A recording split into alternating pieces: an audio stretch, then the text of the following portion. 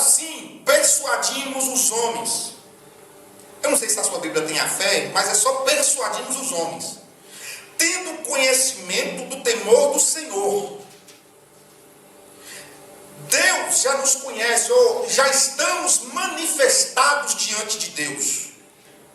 E espero que também sejamos manifestados ou reconhecidos nas vossas consciências, não querendo outra vez louvarmos a nós mesmos diante de vós, mas dá a vocês ocasião de vos gloriarmos por nossa causa, para que tenhais como responder aos que se gloriam na aparência e não no coração.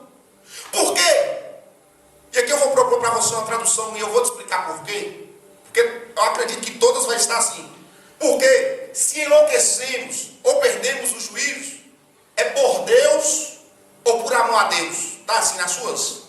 Por Deus, para Deus, por amor a Deus. Alguma coisa que vai caminhar nesse sentido. E a minha tradução, eu traduzi assim: se perdemos o juízo ou se enlouquecemos, é com Deus. É com Deus. Se conservamos o juízo, é com vocês. Eu vou explicar daqui a pouco. Pois o amor de Cristo nos constrange. Por isso nós julgamos.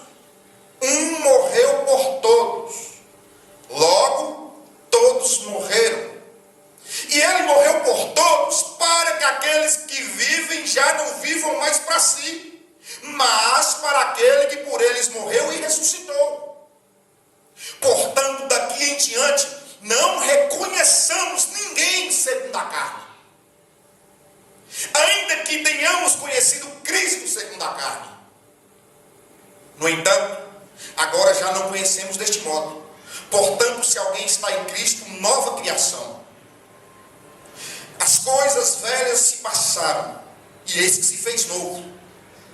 Mas todas as coisas provêm de Deus, o qual nos reconciliou consigo mesmo por intermédio de Jesus Cristo, e nos confiou o ministério da reconciliação. A saber, Deus estava em Cristo reconciliando consigo o mundo, não levando em consideração as suas ofensas, e nos concedeu a palavra da reconciliação. Assim, pois, somos representantes legais da parte de Cristo, como se por meio de nós Deus rogasse.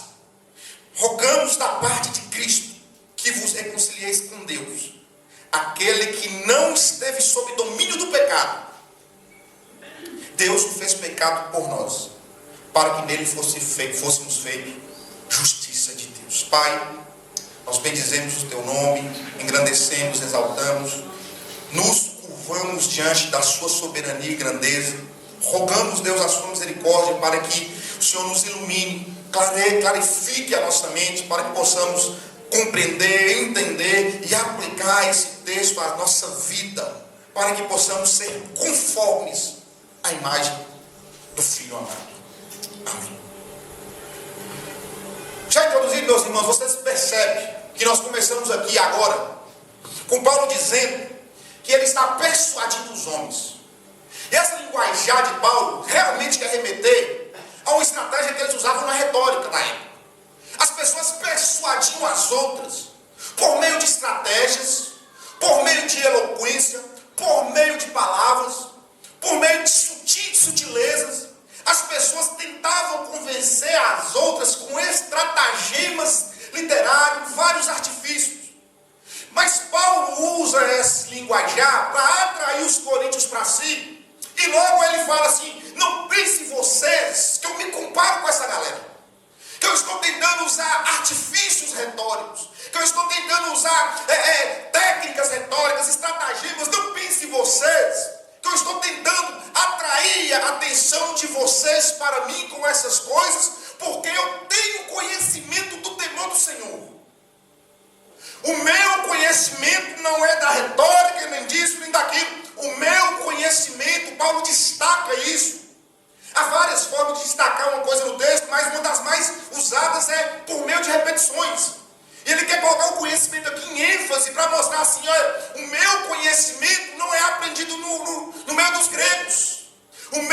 conhecimento vem de temer ao Senhor. E muitas vezes a gente fica tentando pôr uma definição de que é temor do Senhor. E às vezes a gente caminha para um lado e caminha para o outro e não chega em lugar nenhum. Porque nós dizemos, temor não é ter medo, porque você não pode ter medo de Deus. É um respeito, mas também não é só respeito. E eu pensando nisso, eu perguntei à minha filha hoje, falei assim, você teme que eu possa te dar uma surra? Ela teme. Eu já te dei. Ela não. Eu perguntei, então por que você teme isso? Ela, por causa da sua face, por causa da sua expressão, por causa do que você é. Em outras palavras, porque você pode. O temor não está cometido daquilo que eu sofri, daquilo que eu sofrerei. O temor está cometido nele, porque ele pode me disciplinar. Ele pode fazer o que quiser comigo, porque ele é Senhor. A expressão Senhor, ela só faz sentido se ela vier acometida de várias coisas. Uma expressão para Senhor é aquele que governa, aquele que reina, aquele que julga, aquele que tem as coisas sob o seu domínio. Chamar ele de Senhor é dizer a ele, tu pode fazer. Você tem o direito de fazer. Então não é só respeito, também não é medo, é as duas coisas. Tememos porque ele pode nos disciplinar. Paulo vai dizer isso em 1 Coríntios capítulo 11. Há muitos doentes, muitos que dormem. Aquilo lá foi disciplina do Senhor. Foi disciplina. Ele disciplina os que amam. Então não se engane, pensando que você pode viver uma vida de qualquer maneira, sem temer a Deus, e nada vai acontecer. Nós lemos aqui que Paulo diz, assim que tendo conhecimento do Senhor, esse versículo está intimamente conectado com o versículo 10, que diz, nós compareceremos diante do tribunal. Isso aqui não é para ímpio, isso aqui é para o cristão. O tribunal do ímpio é o trono branco, aqui é o tribunal de Cristo. Então não se engane pensando que podemos viver uma vida sem temor. E o que guia Paulo nessa discussão é, eu persuado as pessoas porque eu tenho conhecimento desse temor. Eu exponho para elas que o Senhor vai fazer algo. Ele vai recompensar as pessoas. Ele vai trazer a ira sobre aqueles ímpios e vai trazer bênção, galardão sobre aqueles que se converteram a Ele. Tendo conhecimento disso, eu oriento os homens, porque a palavra persuadir ela fica muito estranha, mas a ideia aqui é, eu convenço as pessoas por meio desse temor. Não é por meio de retórica nem eloquência, não é por meio de técnicas, não. Temo a Deus, por isso persuado os homens. E Paulo, ele vai dizer, estamos manifestados, o literal mais literal é isso, estamos manifestados diante de Deus. Isso aqui é um linguajar de poder. Quem conhece mais, quem domina o conhecimento, é porque tem mais poder em linguagem, na mente. Por que todas as vezes que a Bíblia vai se referir a Deus é com todo o poder, todo o conhecimento, presente em todos os lugares? Então Paulo diz, eu estou manifesto diante de Deus, eu não consigo enganá-lo, eu não consigo esconder as minhas ações dele. Eu não consigo frustrar a visão, a mente, a ciência que há nele. Eu estou como uma carta aberta diante de Deus. Percebe que as coisas vão. Tribunal, eu tenho o temor do Senhor, estou manifesto diante dele, manifestado diante dele. Paulo está querendo criar aqui uma ideia que é, vamos viver temendo a Deus. É Ele que opera, é Ele que faz. Pare de ficar procurando no homem isso, no homem aquilo outro, você vai ver isso aqui. Mas a primeira ideia que Paulo cria aqui é, nós não conseguimos enganar a Deus. Muito provavelmente porque as acusações dizem, se Paulo está distante, alguma coisa está errada. Ele vai dizer, não pense isso não. Eu estou distante, mas não estou escondido de Deus. Nós podemos fazer as coisas escondidas do irmão 1, do irmão 2, do irmão A, do irmão B, mas não de Deus. Paulo falou com segurança. A maneira que ele fala aqui é uma segurança, meu irmão. É um destaque que ele está dizendo, dá uma olhada na minha vida. Será que nós podemos dizer isso? Se alguém vasculhar a nossa vida, o que encontrará? passar o pente fino, o que vai achar? Paulo voltou ao manifesto. E eu tenho a esperança de que minha vida esteja manifesta diante de vocês também, na vossa consciência. Paulo chamou o pessoal para averiguar. Minha vida não está escondida não, rapaz. Minha vida não é um livro fechado. Primeiro, ela está manifesta diante de Deus, e eu não estou escondendo nada. Amém ou não? Amém. As pessoas poderiam dizer, Paulo agora está trazendo para si uma autoridade, está começando a se recomendar. Eu estou diante do Senhor, eu tenho o temor do Senhor, eu espero que vocês reconheçam o que eu estou dizendo. Começou a se recomendar, aí ele vai e entra na discussão. Eu não quero que outra vez louvar a nós diante de vós. Eu não estou falando isso para exaltar. Eu não estou falando isso para massagear o meu ego. Eu não estou falando isso como carta de recomendação de mim mesmo. Eu quero vos dar ocasião de gloriar por nossa causa. Eu quero causar uma situação favorável para vocês aí. Dentro da carta, dentro do contexto, o que Paulo está falando é, eu estou fornecendo a vocês o que dizer para aquele pessoal que está atacando a minha liderança.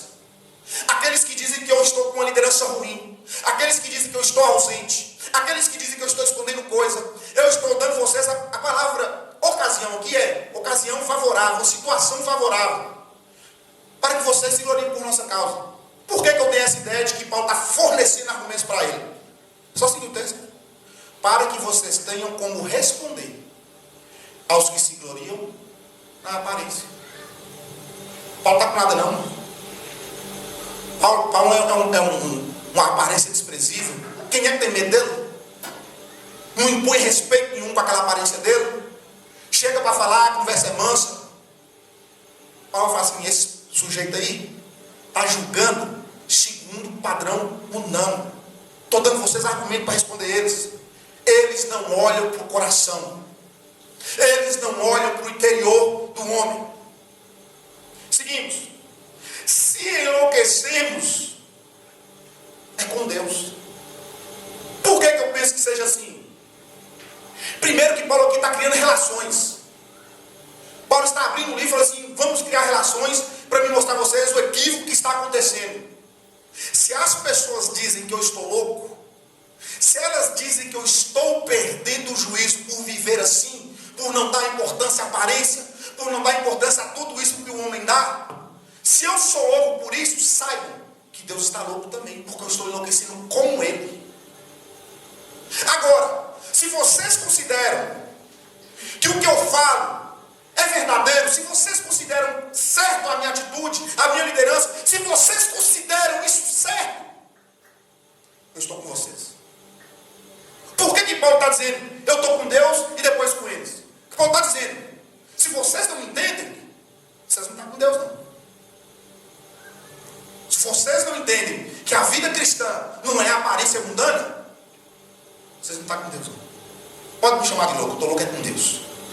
Agora, se vocês abrem mão disso e reconhecem que nós somos verdadeiros, eu abraço a causa com vocês. Por que Paulo vai dizer, eu estou com vocês? O que nos garante que é isso que Paulo quer dizer? Versículo seguinte. Pois o amor de Cristo nos constrange.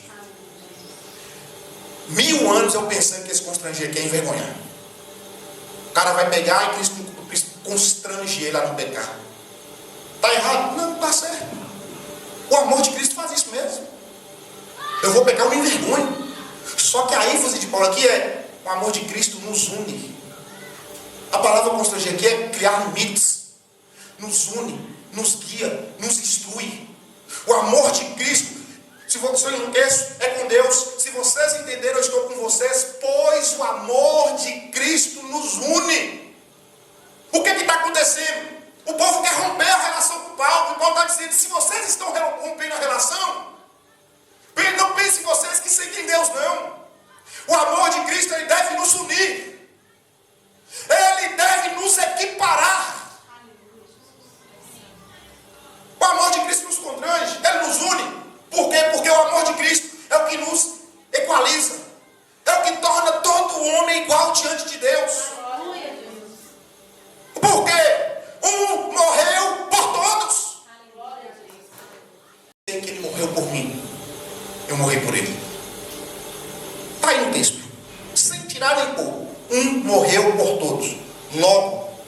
todos morreram. Isso aqui é a dedução lógica. Paulo está dizendo assim, ó, vamos deduzir. Ele morreu por todos, logo, todos morreram. E o que é esse todos morreram? Que também eu já bati cabeça com isso. Aleluia. O que é? Imagina uma pessoa que está participando de uma sessão de maratona, Olimpíadas, está vencendo tudo, ganhou tudo, chegou no fim, a premiação era viajar, tudo pago, podia comprar o que quiser lá fora e levar quem quiser, quem ela quisesse levar, podia levar. Imagina a situação que essa pessoa recusa, não posso fazer isso não. Imagina que o repórter, a pessoa, vem indaga essa, por que você não quer a viagem? Você pode levar quem você quiser. Você pode levar família, amigo, parente, quantas pessoas quiser, vai ser tudo pago, tudo por conta, você só tem que entrar no avião e viajar, ser feliz. E a pessoa diz assim, olha, eu não ia falar, não, mas vou falar. Imagina, há tantos anos atrás eu vivia nas drogas, minha família me largou, perdi meu emprego, não tinha dinheiro para nada, passava mal porque com o dinheirinho que eu arrumava, eu me drogava, vomitava a noite toda. Uma pessoa acreditou em mim, abandonou a vida dela todinha para cuidar de mim, tentar me restabelecer, me colocar no caminho, e conseguiu. Ela me trouxe para o meio da sociedade, me deu força, me guiou, me ajudou. Hoje eu estou limpo, hoje eu estou aqui porque ela me ajudou. Agora eu posso viajar, só que ela está numa cama e não pode viajar comigo. Como que eu vou deixar ela para trás? Esse um morreu por todos e todos logo morreu por ele. Eu não faço nada que Jesus não possa fazer comigo. Eu não vou aonde ele não pode ir comigo. Eu não faço porque ele não quer que eu faça. Morrer por Cristo é se renunciar. Quando ninguém está vendo, você lembrar da atitude dele. Quando ninguém está vendo você naquele momento seu, você olhar e falar, eu morri por ele. O povo acha que morrer fica ferido. Não, ficou ferida. Um morreu por todos. E como eu sei que ele morreu por mim, eu morro por ele. Aleluia. Eu renuncio-me por ele. Vamos seguir o texto. Ele morreu por todos, com a finalidade que aqueles que vivem já não vivam mais para si, mas por aqueles que por ele morreu e ressuscitou. Portanto, daqui em diante, não conheçamos ninguém segundo a carne. Aqui Paulo dá aquela introdução que eu fiz com você. Paulo está dizendo, olhem para as pessoas, não segundo os padrões. Não estabeleça padrões, não estabeleça princípios mundanos. Não é que você não possa julgar, trazer algum tipo de julgamento sobre outro, porque se assim fosse, como julgaríamos aqueles que não são homens de Deus? Se não podemos julgar de maneira nenhuma, como Paulo, em 1 Coríntios capítulo 5, determina que a igreja expulse o rapaz. Como Jesus diria para a gente trazer a pessoa até a frente da comunidade e tirar ela do meio da comunidade? Como Paulo diria que nós julgaremos anjos, se não podemos julgar de maneira nenhuma? É segundo a carne, segundo o padrão mundano. É estabelecer metas como se fossem as verdadeiras metas. No sentido, eu estabeleço aqui uma meta para um cara ser um pregador, ele tem que conhecer isso, aquilo outro. Não é ideia. Esse cara é apóstolo, se ele fizer isso, aquilo outro. Não é ideia. Eu não posso usar os padrões mundanos. Porque, segundo Paulo, ele errou quando ele fez isso com Cristo. Eu julguei Cristo assim. Ele se coloca aqui na ideia. Nós conhecíamos Cristo assim. Conhecer aqui também está em ênfase. Eu tinha esse conhecimento, eu tinha essa concepção. Eu julgava dessa maneira, limitando Jesus à carne. Não pode ser o Messias, foi crucificado. Como é que é Messias foi crucificado? Como é que é Senhor e não fez nada, não libertou Israel? Padrão segundo a carne. Ele fala assim, se nós conhecíamos Cristo dessa maneira, agora, não mais deste modo. Porque o modo que Cristo está agora não pode ser limitado. Ele não pode ser julgado pelo padrão humano. Quando Paulo fala, nós não podemos julgar segundo os padrões mundanos, você não pode estabelecer julgamento para Ele que é Senhor. Você é limitado demais para julgar, porque Ele faz ou não é. Ele pode fazer. Nós não estamos aptos, nós não estamos na cadeira de juízo para dizer: Deus é bom porque faz isso, Deus é mau porque faz isso, onde está Deus quando isso acontece? Você não está no banco de juízes. A sua mente é limitada, a minha é limitada. Portanto, se alguém está em Cristo, nova criação é. Esse versículo está conectado imediatamente com o anterior. Nova criação aqui, querido, arremete sim a uma nova criatura que nasceu de novo, é tudo isso. Mas dentro de Paulo aqui, Paulo está dizendo: olha, vamos olhar para a mente de Cristo. Vamos olhar da perspectiva de Cristo. Vamos olhar para as pessoas como Cristo olharia. Lembre-se que a ideia aqui estão criticando a minha liderança, estão criticando a minha ausência, estão falando que eu sou um mau líder porque eu não fui. Paulo está dizendo assim: vocês são nova criatura. Se Cristo morreu por vocês, vocês morreram por Cristo, e vocês não julgam mais segundo o padrão mundano, vocês são nova criação. Vocês entenderam o Evangelho. Paulo está querendo trazer os seus convertidos a ideia de que Deus agiu na humanidade por meio de pessoas pequenas. Deus agiu na humanidade por meio de vasos de barro. Deus agiu na humanidade por meio de pessoas que vão morrer, desfalecer. As coisas velhas se passaram e tudo se fez novo. Mas agora vem o que me chama a atenção. Para mim, o que me chamou mais atenção. Mas todas as coisas provêm de Deus, o qual nos reconciliou consigo mesmo, por meio de Jesus Cristo. Meu irmão, a palavra reconciliação, ela pede duas partes afetadas. Paulo vai usar essa palavra, vai dizer assim: se o marido terminar com a mulher, no caso, reconcilie-se com ela. Não é isso? Reconcilie-se com ela. Para falar de uma reconciliação, a estrutura, a palavra, ela pede uma reconciliação com a outra parte. E aqui é a loucura da graça. Porque Deus não reconciliou com o homem. Deus reconciliou consigo mesmo o homem.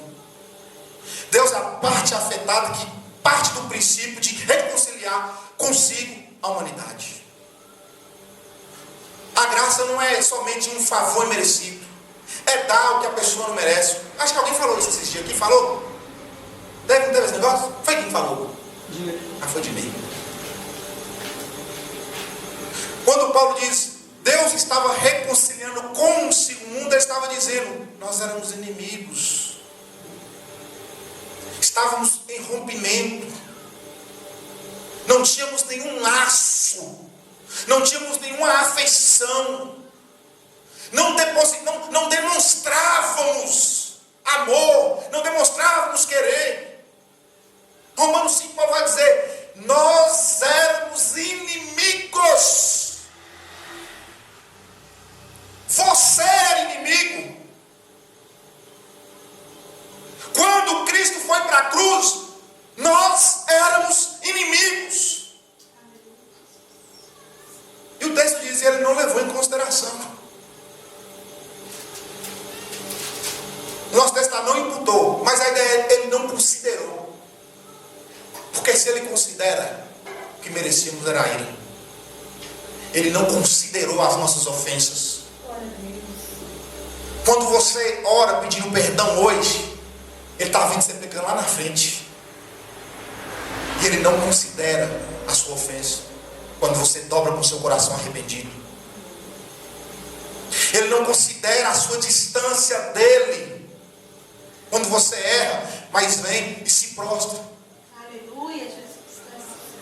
O que ele espera é pessoas que se prostrem diante dele, porque o mais difícil ele já fez. Ele reconciliou. E não tem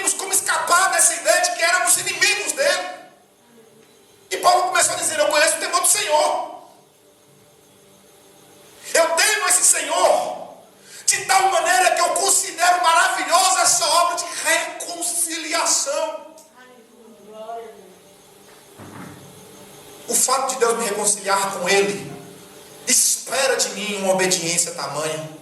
O fato de Deus me reconciliar com Ele espera um amor. Amamos a Ele porque Ele nos reconciliou com Ele. Um inimigo não ama outro, não. E Ele não considerou a sua inimizade. Ele não considerou a minha inimizade. O que Ele fez? O texto. A saber, no versículo 19. A saber, Deus estava em Cristo, reconciliando consigo o mundo. Percebe a metáfora da localidade? Na linguística, nós usamos várias metáforas. O tempo todo a gente usa. Mas a metáfora que Paulo mais usa é a de localidade. Em Cristo. O local que acontece a reconciliação é em Cristo, meu irmão. Glória a Deus.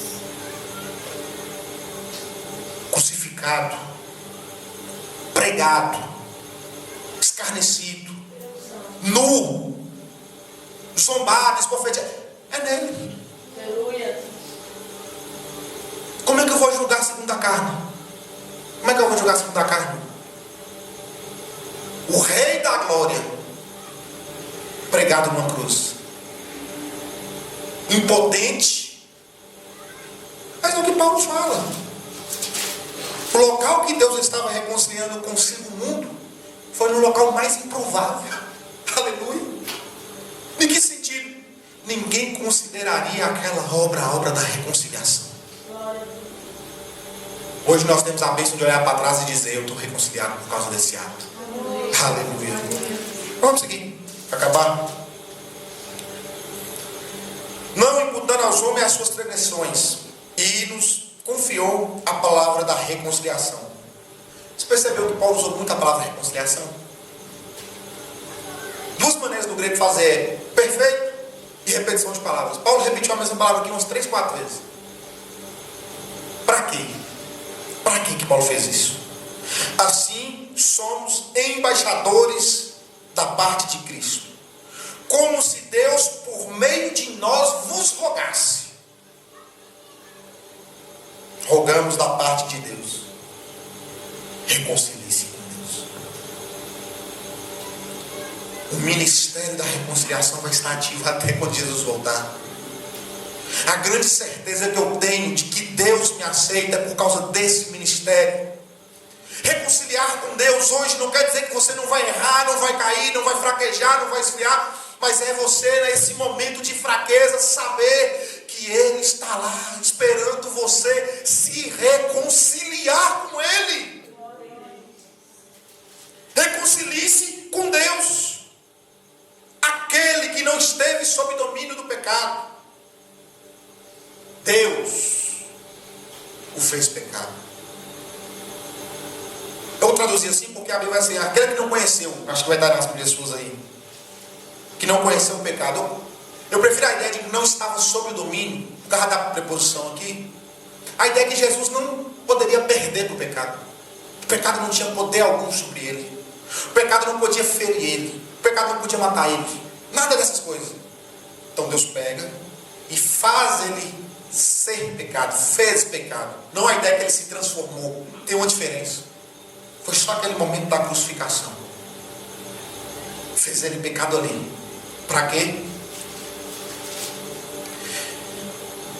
Para que nós fôssemos feitos justiça de Deus. Esse trecho da carta de Paulo, essa parte da carta de Paulo, para mim é uma das mais impactantes. Porque ela pede o reconhecimento do ato de Deus. Esse trecho, ele nos apresenta um Deus que tem a iniciativa, nos apresenta um Senhor que tem o poder, nos apresenta como os distantes de Deus, reconciliados com Deus. Tem muitas coisas aqui, mas eu quero trazer somente 3 para nós.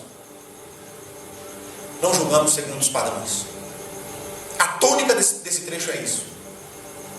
Devido ao que vem antes, devido ao que é tratado aqui, o que vai vir a seguir, a tônica é essa. Não julguemos segundo os padrões carnais. O segundo é reconcilie com Deus. Volta para Deus. Não se distancie de Deus. Glória a Deus. E o terceiro, que vem no segundo lugar, invertir a certeza de que aqueles que foram atingidos pela obra de Cristo se transformaram em nova criatura. Aleluia. Fomos feitos nova criação. Quando Paulo diz aqui, eu vou ler para você, ao versículo 17: portanto, se alguém está em Cristo, nova criatura é. As coisas velhas se passaram. Eis que, que é traduzido em nossas Bíblias, eis que, isso aqui é uma chamada de atenção. Quando você vê um eis que, há uma chamada do autor. Ele está direcionando você para o que ele vai dizer. E a chamada de atenção é: tudo se fez novo. Não julgue segundo os padrões, reconcilie-se com Deus e somos novas criaturas para a glória de Deus. Amém, querido? Agradeço essa oportunidade em nome do Senhor Jesus.